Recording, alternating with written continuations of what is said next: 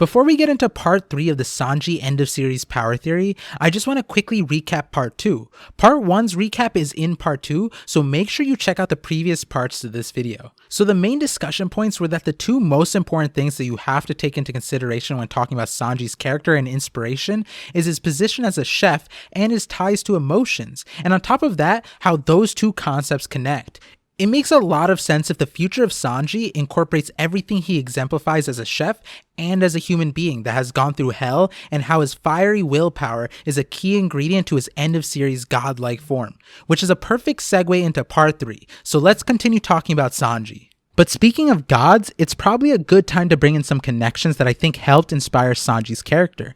There were several connections that can be made that can help us figure out what we can expect out of the endgame Sanji. So first, because I connected Zoro to the Byakuya, there was another beast that in so many ways connected to Sanji in the same mythological reference, and that was the Black Tortoise, or Genbu, which protected the north, and interestingly, Sanji is from the North Blue. An interesting fact is that in China, the word tortoise is the term of abuse, so instead the name Black Warrior was given to the representatives of the Genbu, which has a connection to black-legged Sanji and his black-clad appearance. This celestial emblem represents longevity and wisdom, and its shell is the vault of the universe. With Sanji, I made a bunch of connections to his ability to memorize and be incredibly smart and wise, but also his raid suit / exoskeleton was referred to as a memory armor by Perospero. So is that a connection to the vault of the universe? Also, the tortoise element is water, which gets interesting with a different connection later, but also the ideas of emotions that I talked about earlier with Sanji. The other thing about the tortoise is that after becoming 1,000 years old, the tortoise is able to foretell the future, which connects to Sanji's future sight. Also, randomly, Sanji as a kid was shown with a turtle, and there's something interesting about that I'll try to put in at the end of the video. So it's crazy because the Black Tortoise already sounds like it represents Sanji so much, but there's an interesting detail that was in a classic novel, that this Black Tortoise was usually symbolized alongside a snake that was attached at the hip, and commonly the tortoise represented women and the snake was representative of men, which I thought was an interesting concept. But moving on, there was a classic novel that depicted Jean Wu, who was supposed to be the Black Warrior, so he was told that in order to achieve god status, he must purge all humanly flesh from his body, and that because he indulged in human foods, that made him more human-like. That sounds a lot like Sanji's backstory. So what happened for him to achieve god status? A god performed surgery on him to replace his stomach and intestines, which were human, and the stomach became the turtle and the intestine became the snake. Turtles representing armor and protection and wisdom, and the snake representing flexibility and longevity. That sounds again a lot like what Judge did to his kids, perform surgery to give them armor and flexibility. I just thought that was interesting, but what I really want to talk about is the Buddhist counterpart for the Black Warrior, Tomoten. We know that Oda loves to incorporate Buddhist references, known as Tomoten and also Bishamonten, one of the 7 Japanese gods of luck, which I'll come back to in a future video. But Tomoten was someone who is all-knowing, one who hears everything in the kingdom, and one who is always listening. Does that not sound like an entity who has peak observation haki? That is literally everything we associate observation haki to, and all concepts I showed observation haki to demonstrate throughout my videos. The Tomoten is often depicted as yellow, as bright as 1,000 suns, and in his right hand he holds an umbrella, which was to avoid distractions and contamination. This one is a stretch, but Sanji has trained himself to avoid distractions, and his right eye is covered. But so Tomoten is symbolized by black and yellow like Sanji. But interestingly, opposed to the black turtle whose element is water, Tomoten's element seems to be earth, and Sanji himself is most depicted using fire. So let's follow that line of thinking. There was a particular god of fire that really stood out to me when comparing it to Sanji, and that was Kagutsuchi. Kagutsuchi was one of the last gods created by Izanagi and Izanami. Kagutsuchi's birth was so hot and fiery that Izanami was fatally burned during his birth and passed away because of Kagutsuchi. Enraged by his wife's death, Izanagi the father punished and killed Kagutsuchi in cutting him into 8 pieces, where all parts of him created new spirits and entities.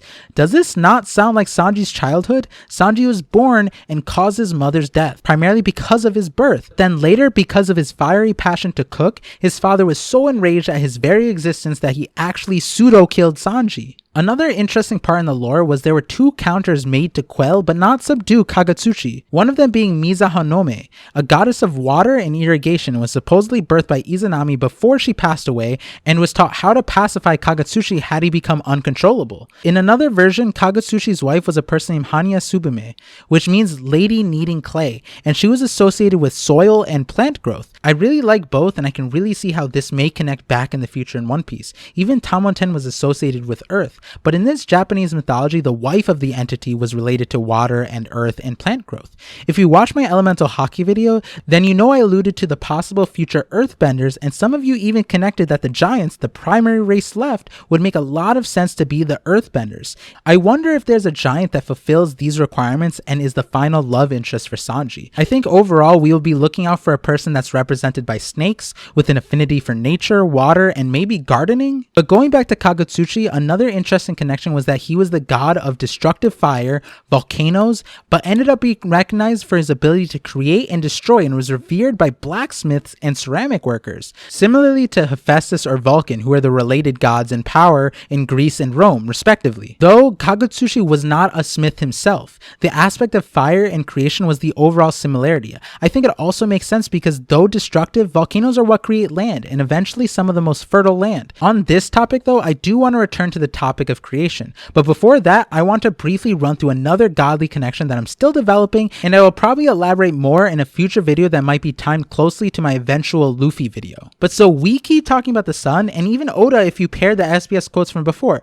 Oda kind of alludes to the idea that Sanji harnesses the power of the sun, moon, and earth. When you think of the elements here on earth, it's all due to the combination of the three entities, but mainly the sun is the primary power source, and for a lot of reasons, I think Sanji actually might represent the sun in a lot of ways, and the funniest reason I'll save for last. But so that got me thinking, what if the monster trio represented Amaterasu, Tsukiyomi, and Susanoo? These three gods were born when Izanagi, the god we talked about earlier, washed his face, Amaterasu being the sun goddess, Tsukiyomi being the brother moon god, and Susanoo being the god of storms. Tsukiyomi feels like it'd have to be Zoro, especially if he is Shimotsuki or a Wano descendant. Any of the main clans have moon in their name, and we constantly talk about Zoro is representative of manipulating flow and energy, which is what the moon does. Also, Tsukiyomi was born from the right eye of Izanagi, and Sora has his right eye open. And before I get to Sanji, just quickly, Luffy in this case would be Susanoo, because Susanoo is also considered ruler of the sea, and Luffy wants to be the pirate king, and the god of storms relates back to so many things in regards to Luffy.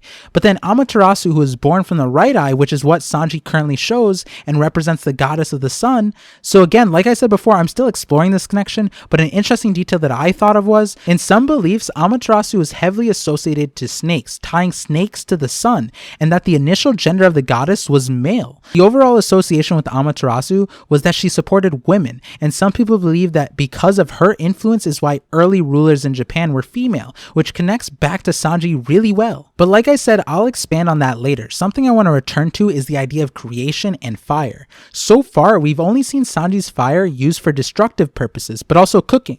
Fire in mythology is multi-purposed actually. Kagutsuchi's flame is seen as a tool for creation. In Naruto, we've seen the other color flames like Amaterasu being black that can't be put out. Even in One Piece, Ace showed us green flames before, and we've seen that Marco's blue flames can be used defensively but also primarily for healing. Because of Sanji's control in his passions, his utmost generosity, and his already displayed control of fire, I wonder if we'll see other color flames for Sanji that also have other effects rather than just damage. The idea kind of being similar to another god, Raijin, the god of thunder, whose lightning could destroy, but also, apparently if his lightning struck a crop, it would produce a bountiful yield. Sanji uses fire for cooking, which technically is healing people, but I was thinking more along the lines that Sanji could use his fires to affect others in specific ways that he desired. Instead of straight damaging people, maybe he could spill his emotions onto others or affect others. Maybe he gets a blue flame that can make people cry or heal them like Marco's fire. It was already said that Sanji's cooking has hypnotic-like potency.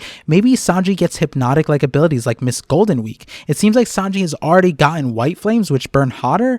Won't be too sure until it's animated, but considering the theme of black in Sanji, I wonder if we'll see a black flame from Sanji that has some sort of other ability. But alright, maybe this sounds dumb to you. Like healing flame? Sanji? Really? Why would his attacks ever heal someone? The interesting part is that we've already seen Sanji brutally kick someone, and instead of damaging them, he has healed them. That sounds so cap. Like ParVision is definitely definitely lying right now, but nah, Sanji pulled out the SpongeBob move twice, where he kicked Wanze and Duval so hard that it rearranged their face and made them beautiful. He turns Wanze from this to this, and Duval from his doppelganger to Mr. Handsome, all with this kind of kick.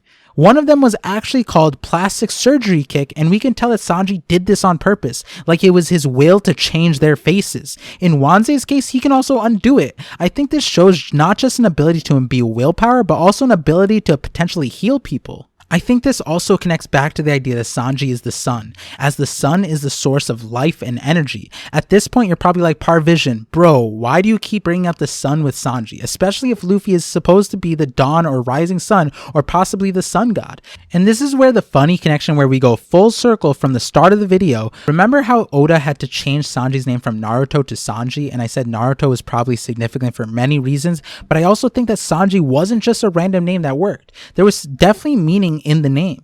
I'll talk about this one in the Vinsmoke video, so I'll just toss it out at first, but pretty sure Vinsmoke translates to smoked wine, where Vin is French for wine. The process of how that is done is actually interesting, relates to Sanji's most recent move, Ifrit. But moving to Sanji's name, I want to preface I'm not a Japanese speaker and I'll try to improve in the future, so the most apparent connection is San and Ji, representing the numbers 3 and 2. Sanji can also mean 3 o'clock snack, which is funny since Sanji is a cook, and I think he always makes snacks for people, but also we know that Oda likes using fun wordplay and number puns. Sanji, the numbers 3 and 2 could add up to be 5, which is the number Oda associates with him, probably also since he is the 5th member of the crew. Sanji is also the 3rd brother in his family, and Sanji could be translated as 3rd son. Another way it could be taken is if we take what G means from Awaji Island that we talked about earlier. G meant road or path to, and so Sanji could be the 3rd path or road. To be honest, when I looked up the 3 paths and how it could relate, it was actually kind of scary how relatable it was to the monster trio. So now I think I'm just going to make another video to explore that idea. But as a teaser, one of the 3 paths concepts in Japan referred to as Sanzu. The 3 paths under this ideology refer to the path of blood, the path of swords, and the path of fire. I don't know about you, but that sounds like a connection to me. All of the different interpretations of the 3 paths has a specific path that really sounds like Zoro at the minimum and relates to severing things. So yeah. But going back to the Sanji name thing, there was one other interpretation of Sanji's name that I thought was really funny, and I could definitely see this being the core interpretation for Sanji, especially after having to change it from Naruto, and in line with his SBS responses, is that G is just the word the, and San is the Japanese pronunciation of the word sun. So like if you were to say sun with a Japanese accent, it'd end up sounding like Sasanu. And so if you tie that to Sanji, then his name would be the sun, which again, Oda kind of blatantly said in that SBS where he says that the circles of the sun, earth, and moon is the kind of energy that Sanji's eyebrows harness, and that the swirls on the devil fruits connect to Sanji. But if you think Sanji's name means the sun, it makes sense why throughout this video there were so many connections to the sun and energy. And when you think about the swirl pattern in general, the swirls we see from hurricanes, cyclones, and the Naruto whirlpools are empowered by energy from the sun. But without the counterbalance of the moon, the powers could become overwhelming. And I think this is where we might get an understanding of what is going on with Sanji's eyebrows. We know they are significant because while Sanji's eyebrows were always flipped from the rest of his siblings, but more than that, it seemed like Sanji's genetic modifications were fully realized. His right eyebrow flipped to match his siblings. But if the Naruto whirlpool connection is meaningful, that might mean that Sanji's eyebrows are going to be in the opposite direction for one thing, but also it might revert back to normal. And we actually see that in the latest chapter 1036. But also, Reiju said something really interesting. She said the medicine that Sora took didn't necessarily negate the genetic modifications that Sanji was exposed to.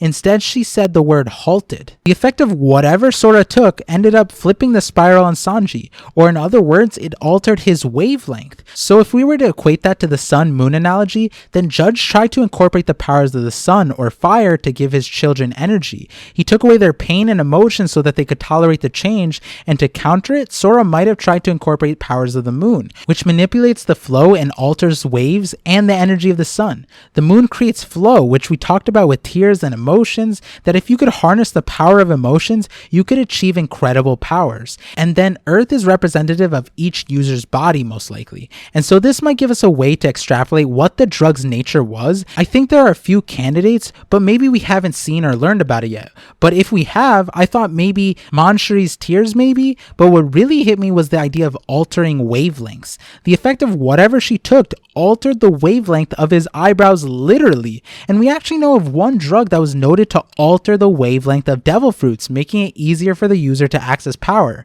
and that was the Rumble Ball. So at this point, I realized I've stuffed multiple mini theories into a giant theory, each separate but connected, meaning some may be true and some may not be, but I just want to explore the idea of the Rumble Ball being the drug that Sora took. Well, for one, we know that the Rumble Ball affects wavelengths of devil fruits, which Oda himself has said connects back to Sanji. But for Chopper, the Rumble Balls were kind of training wheels for his powers, as we see that later on he's able to do many of the things he did pre-time skip in the post-time skip, but without the Rumble Ball. It also can be altered to make his monster form more tolerable and extend the time he has in it, and this upgrade was implemented by Caesar. The interesting thing about the Rumble Ball is that Chopper developed it as he was learning medicine, and learning from who? The mysterious genius Dr. Kureha. I want to make a video on her because I feel like all of her panels hold so many clues. For example, another One Piece viewer discovered that Dr. Hiruluk foreshadowed all the colors of Haki when talking to Chopper about pirates. But Dr. Kureha was probably the inspiration and original source for the concept of the Rumble Ball, and Chopper ran with it. Dr. Kureha might have done research on it before, and she apparently had the capacity to extend Dr. Hiruluk's life from 4 days to 2 weeks, where she said it was achievable by tricking his body, which is interesting for a different reason that some of you might know of. It might be possible that Dr. Kureha was the creator of Sora's genetic surgery counter. It's an idea that I'm exploring, but I will definitely be making a video on both Dr. Kureha and Dr. Hiruluk in the future. Another idea is that if the Germa Kingdom is supposed to represent Nazi Germany, then maybe the genetic surgery removed most of the lineage factors, only preserving the original code, which would have been the idea purported by white supremacy and master race theory, and in One Piece that race might have been tied to the sun,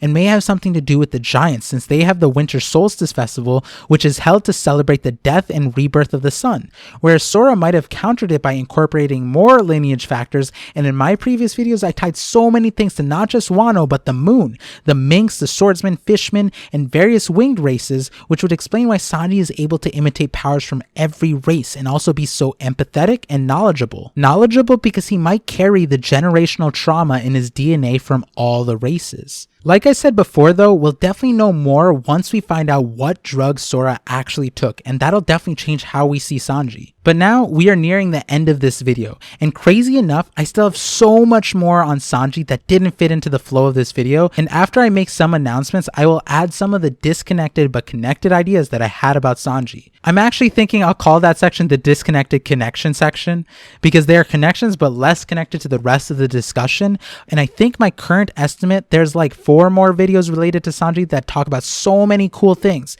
but like always, I have to figure out the lineup. So let me summarize some of the power potentials I think Sanji will be able to get. Sanji seems to already be able to access invisibility, which is a concept I already thought was naturally attainable and talked about in the Usopp video.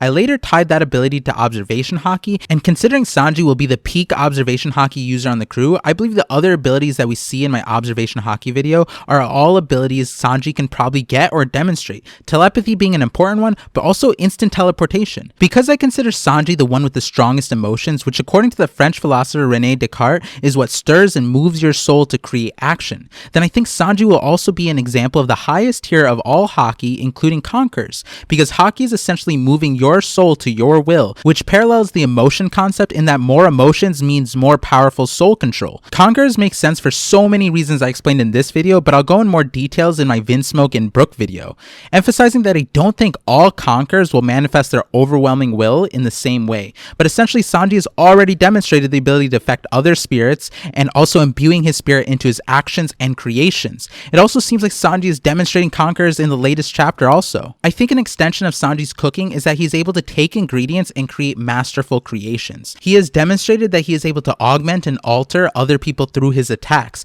I thought that was interesting because of the parallel to Judge's initiative to artificially create humans. I think Sanji might be able to do the same thing, but rather by altering their souls. And like he's able to create perfect dishes, he will be able to adjust people physically and mentally and create ultimate versions of people if he chooses to. I think this is something that's also been demonstrated in the show, and in line with this might be a stretch, but Sanji might be able to fight with his hands and with weapons if he is able to learn how to attack without damaging people. But technically, like I said before, his cooking is already an asset that demonstrates this. Oh my god, there's a power I want to tie to Sanji so badly in this video, but it goes on a decent tangent, and I've been skillfully dodging it in my videos for a while now, so I'll save that for another video. But the teaser is basically soul cleansing is already an established power in One Piece. But moving on, I think Sanji will be able to convert his energy into all elements, and his primary one will be fire. We may see that Sanji is also able to create versatile sets of fire. He will also be a character that has no limitations on land, sea, or air. We may even see him traverse deadly climates like magma in a volcano. And I've already talked about this concept of natural energy in One Piece, closely resembling Sage Mode in Naruto, and I think Sanji, in line with energy conversion, can convert nature energy into Haki. And this concept I'll also dive deeper into, but centered around Zoro instead. And the most important thing to mention is that I think Sanji's most powerful power is probably memory, and that extends to all aspects of his power output. I'm thinking the way this will show up is that whenever Sanji experiences anything, he will immediately be able to copy it, and there should technically be no limitations to that power, and since if all powers derive from the sun, then it should be accessible to Sanji. It's just a mental limiter at that point. This is something I noted before that we've seen, but I think the way that it'll manifest is that Sanji's body will learn and adapt to every stimulus, meaning to properly fight Sanji, you need to switch attacks and constantly use new attacks, which would make it difficult for anyone really to win against him. This would make Sanji an incredibly durable shield, which is often the role we see Sanji take in protecting those around him. Sanji tried to block Enel's attack, and he always throws himself in front of women no matter what they're facing. Combining Sanji's elevated learning ability, Sanji would be kind of unstoppable with this. If Sanji willed it, he could probably recreate any attack he experienced and withstand weaker attacks than what his body remembers. Also, like I said before, this memory ability is probably what allows for Sanji's absurd level of physical restoration that we saw in Wano. I think, therefore I am, comes back to play here. Sanji kind of ignores the damage and says, I don't know, it hurts, but I can still move fine, and then proceeds to bring his body back together. I think that wearing the raid suit is probably something that instilled a bunch of memories into Sanji's body, which is what will probably allow him to access all the powers even without the raid suit. And then the next step is if Sanji is part Lunarian at all, possibly due to Sora's intervention, then Sanji may also be a master of energy conversion, which is something we see with King, where he takes kinetic energy and turns it into fire, magma, and explosions.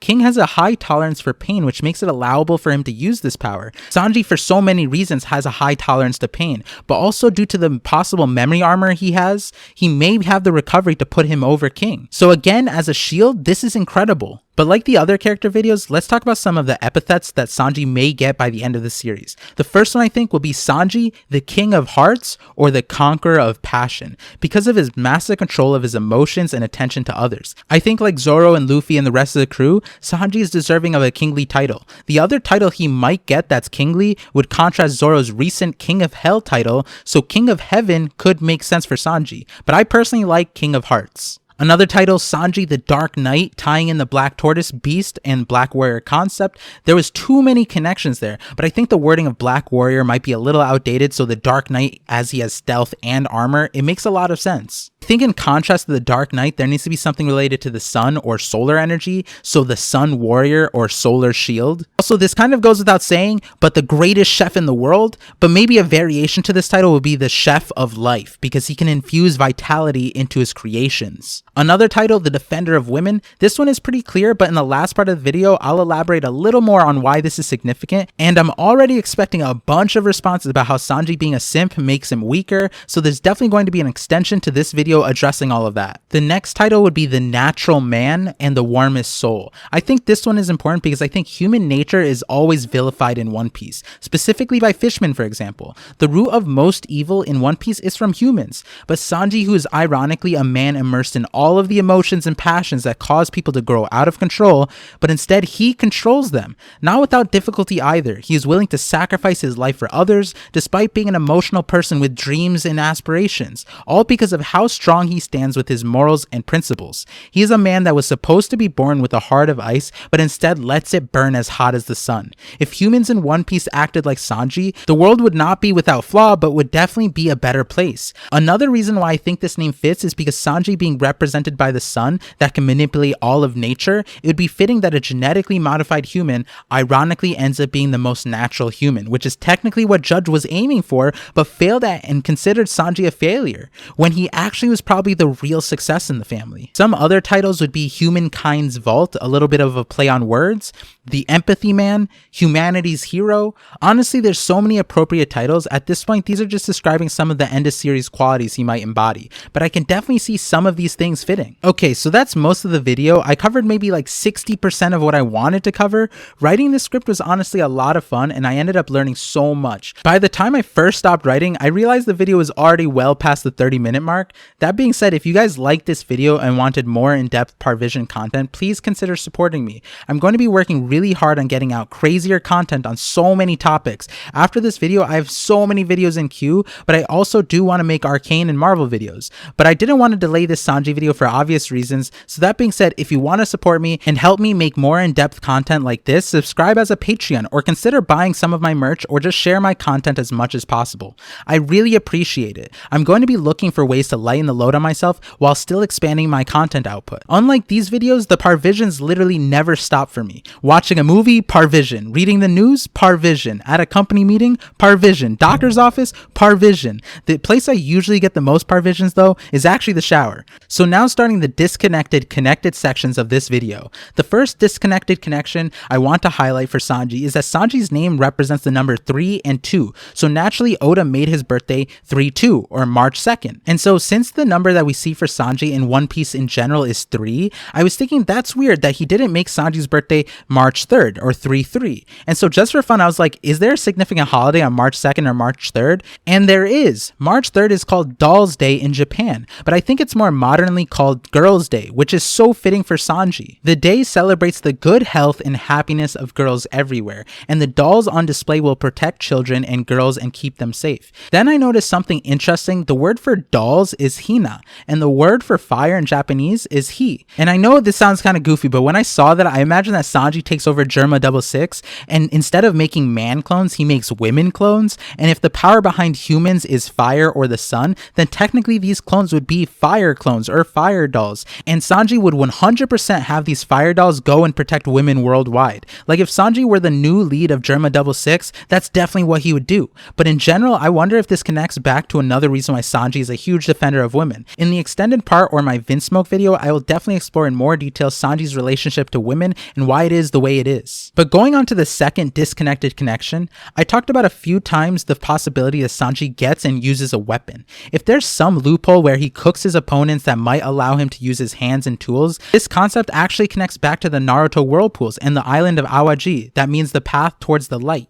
And also for the whirlpools to appear, they need a primary current, which would be the path of energy. And when thinking of weapons, I was thinking swords would allow Sanji to channel the power, and the thought that came to mind was actually the path of harmony, which is the Wado Ichimonji. This name makes a lot of sense since Sanji has to find harmony in his emotions and decisions to wield and control his powers. The balance of destruction and creation and love and hatred is in Sanji's hand, and that could be what the Wado Ichimonji is for. I know it's probably not likely that Sanji wields the Wado Ichimonji and maybe a different sword appears, but then I remembered that in the Shokugeki no Sanji, Sanji actually used the Wado Ichimonji. Obviously this wasn't created by Oda, but maybe that was a detail that Oda helped guide them in creating the story. Also considering in the story, it's weird that Zoro would give his most personal sword, the Wado Ichimonji, rather than a different one. This idea is definitely more of a stretch, but it was just an interesting connection that I ended up finding.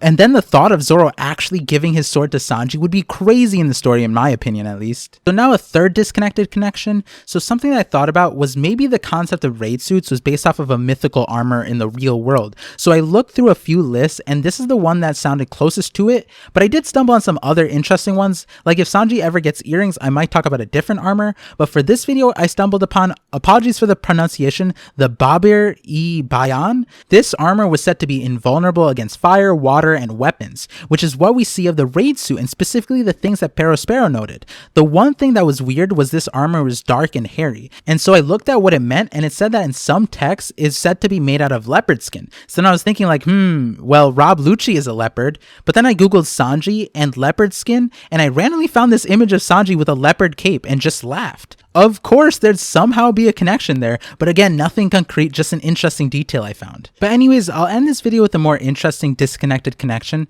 I think there might be reason to believe that Sanji might get the same power as Smoker. I always thought it was interesting about how much emphasis Sanji's cigarette gets. It's definitely unhealthy, so don't smoke, guys. But now we know his body auto-heals anyways, which your bodies don't do, by the way. But even more so, isn't it kind of true that Sanji probably doesn't even need the lighter to start his cigarette now? I wonder if the cigarette is an indicator of Sanji's power, or gives Sanji power in some other kind of way. Kind of like Charmander's tail? But if Sanji has a memory body, and from cooking and smoking, besides fire, smoke is probably the other quote substance he's probably familiar with. I wouldn't be surprised if he has some smoke-like abilities, which would mean abilities that cause illusions. One connection I mentioned before is the last name Vinsmoke, which means smoked wine, and the way that is done is using a fumararium, which is basically a smoke chamber. But another connection is Sanji recently used the move Ifrit, and Ifrit is a reference to an Islamic being that was said to control fire and have bodies made out of smoke. In any case, I have so many more videos and connections on the way. There's so much more I want to talk about with Sanji and One Piece and everything.